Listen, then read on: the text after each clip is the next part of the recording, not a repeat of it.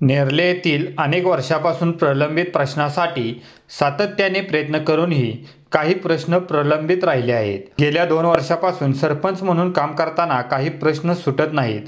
यासाठी शांततेच्या मार्गाने सरपंच संजय पाटील, उपसरपंच मनीषा माने, ग्रामपंचायत सदस्य हे एकदिवसीय लाक्षणिक उपोषणाला ग्रामपंचायत कार्यालयासमोर बसले आहेत. नेरले गावातल्या सर्वसामान्य लोकांच्या प्रशासकीय पातळीवरती अनेक अडचणी आहेत आणि त्याबद्दल थेट आम्ही काही उपोषणाचा मार्ग अवलंबलेला नाही. प्रशासनाच्या विरोधात काहीतरी करायचं असं तर अजिबात नाही. आम्ही प्रशासनाला नेहमी सहकार्य करणारी इथं बसलेली सगळी मंडळी आहे.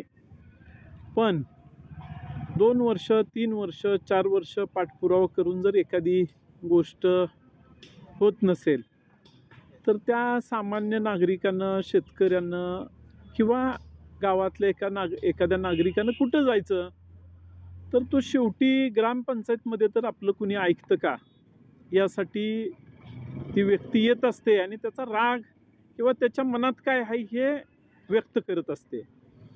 आणि मी हे ऐकून गेले 2 वर्ष अनेक कामांच्यासाठी पाठपुरावा केला. बरीचशी कामं, बरेचसे प्रश्न सुटले सुद्धा, अजिबात सुटले नाहीत असं नाही. पण मला आणि माझे सहकारी इथं बसलेले ग्रामपंचायतचे उपसरपंच, ग्रामपंचायतचे सदस्य, प्रमुख नेते मंडळी, या सगळ्यांच्या बरोबर आमची अनेकदा चर्चा झाली आणि त्यामध्ये बाजारच्या जागेसाठीचा प्रश्न हा आमच्या गावामध्ये अत्यंत ज्वलंत प्रश्न आहे. ऐरणीवर तो प्रश्न आला आहे आणि जी पिण्याच्या पाण्याची टाकी आहे, ज्याची जिल्हा परिषदेची मालकी आहे, जी टाकी 55 वर्षापूर्वीची आहे, ती पडायला झाल्या, त्या पाण्याच्या टाकीच्या परिसरामध्ये बाजार भरतोय.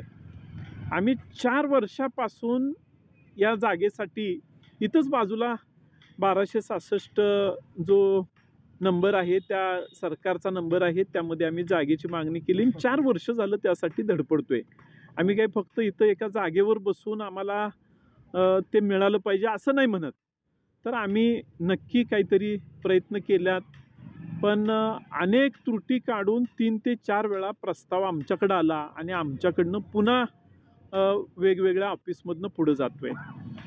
दुसरी महत्त्वाची बाब अशी की गाव चावडीमध्ये ग्रामीण भागातल्या किंवा गावातल्या लोकांची अनेक कामं असतात आणि आता इथं बसलेल्या कितीतरी लोकांची खरेदी पत्राच्या नोंदी झालेल्या नाहीत. महसूल मंत्री साहेबांचा आदेश आहे किंवा त्यांचा निकाल आहे, त्यांनी दिलेला निकालसुद्धा इथं गाव चावडीमध्ये त्या निकालाप्रमाणे नोंद झालेली नाही. कर्ज काढल्यानंतर ई करार नोंद करायचा असतो, बोजा नोंद करायचा असतो ई करारानं. तो बोजा नोंद करायला सुद्धा 2 महिने 3 महिने जर लागत असतील तर आम्ही नेमकं करायला काय पाहिजे, किंवा आम्ही पुढं होणारी काही गावातली मंडळी असतात, ह्यांनी सामान्य लोकांना उत्तर काय द्यायचं, असे अनेक प्रश्न जे गावाच्या दृष्टीनं अत्यंत आम्हाला महत्त्वाचे वाटतात. सांडपाण्याच्या संदर्भातला जो प्रकल्प मंजूर झाला, चांगले 70 लाखापेक्षा जास्त रक्कम मंजूर झाली, ज्यामध्ये 20% 30% रक्कम हे ग्रामपंचायत भरणार आहे. आमचं सगळ्यांचं त्या प्रकल्पावरती पहिल्यापासून लक्ष आहे. पण आज 3.5 वर्ष झाली हा प्रकल्प सुरू होऊन हा प्रकल्प पूर्णत्वाकडे जात नाही आणि याचे जवळजवळ 3 ते 4 कॉन्ट्रॅक्टर झाले. आम्ही मुख्य कॉन्ट्रॅक्टरला काळ्या यादीत टाका म्हणतोय, ते पण प्रशासन करत नाही आणि आम्हाला काम पण करून म्हणजे कामसुद्धा आमचं पूर्ण होत नाही. आम्ही नेमकं काय करायला पाहिजे? त्याचबरोबर गावात अनेक गोरगरीब लोक, जागा नाही म्हणजे गावातलीच आहेत, परंतु त्यांचं कुटुंब मोठं झाल्यानंतर अर्ध्या गुंठ्यामध्ये किंवा त्याच्यापेक्षा कमी जागेमध्ये घरामध्ये राहत असणारी लोक कुटुंब मोठं झाल्यावर बेघर वसाहतीमध्ये राहायला आली. तिथंच कुठेतरी थोडीशी जागा बघून ती राहायला लागली, पण ती जागा त्यांच्या नावानी झालेली नाही. मग त्यांना कुठेतरी जागा देणं गरजेचं आहे. त्यासाठी आम्ही प्रयत्न करतोय. अनेकदा तहसील ऑफिसमध्ये ती व्यक्तिगत लोकं जातात, परंतु ते झालेलं नाही. त्यासाठी सुद्धा आम्हाला उपोषण करणं भाग पडलं आहे.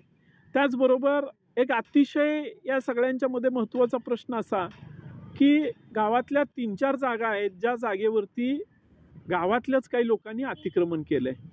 ज्या जागा महाराष्ट्र शासनाच्या किंवा ग्रामपंचायत नेरलेच्या मालकीच्या आहेत. तर अशा जागांच्या वरती 2 वर्ष झालं आम्ही त्या लोकांना विनंती करतोय, की तुमचं हे अतिक्रमण आहे आणि अतिक्रमण जर तुम्ही काढलं तर गावात 4 अंगणवाड्यांना इमारत नाही.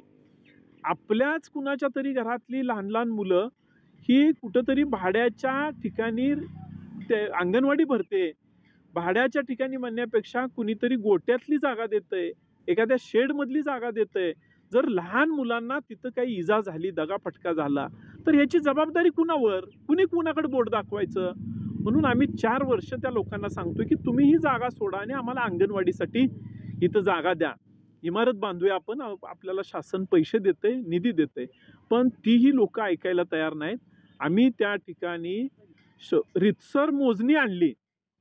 उपअधीक्षक भूमी अभिलेख कार्यालयानं त्यासाठी मोजणीला पैसे भरून घेतले. मोजणी झाली, पण तरी मोजणी झाली तरी हद्द दाखवताना काही लोकांनी आम्हाला तिथनं हटकलं.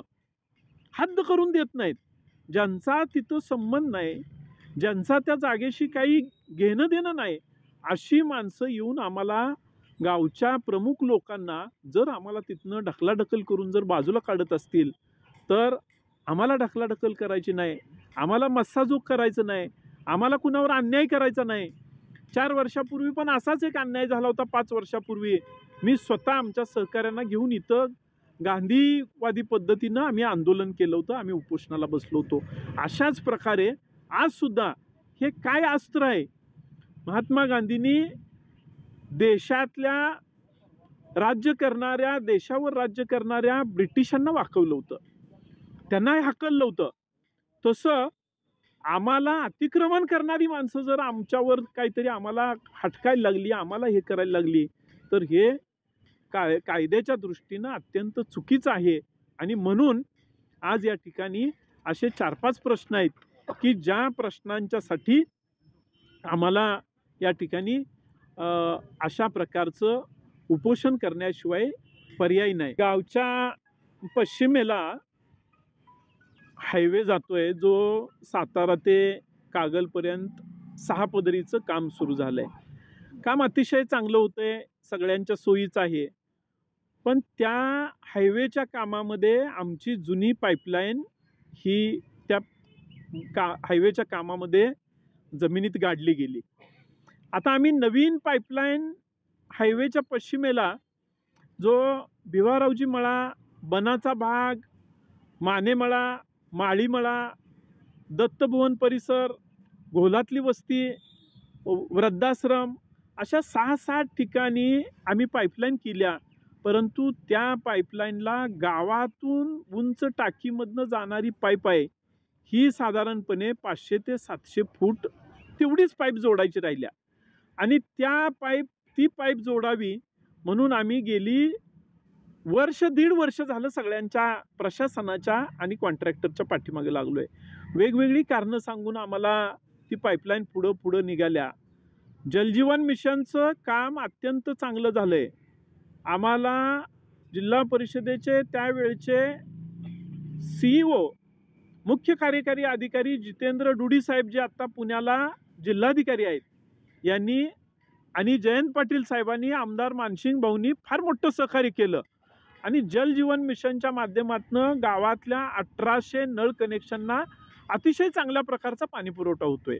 पण या 300 ते 400 लोकांना अद्याप पाणी मिळालेलं नाही. त्यातल्या काही लोकांना जुन्या पाईपलाईनवर मिळतंय, पण नवीन पाईपलाईन टाकणं अतिशय गरजेचं आहे. पण ते काम झालेलं नाही. ब्रिटिशांना ज्या पद्धतीनं लाक्षणिक उपोषणाने गांधीजींनी हाकलून दिलं होतं, या उपोषणामध्ये, या अहिंसक मार्गामध्ये अत्यंत मोठी ताकद आहे. आणि त्यासाठी गावातल्या 2 ज्येष्ठ मंडळींनी छत्रपती शिवाजी महाराजांच्या पुतळ्याला आणि गांधीजींच्या प्रतिमेला पुष्पहार अर्पण केला आणि आम्ही उपोषणाला बसलोय. आम्ही यातनं नक्की गावाच्या हिताचं, सामान्य माणसाच्या हिताचं नक्की काहीतरी साध्य करू.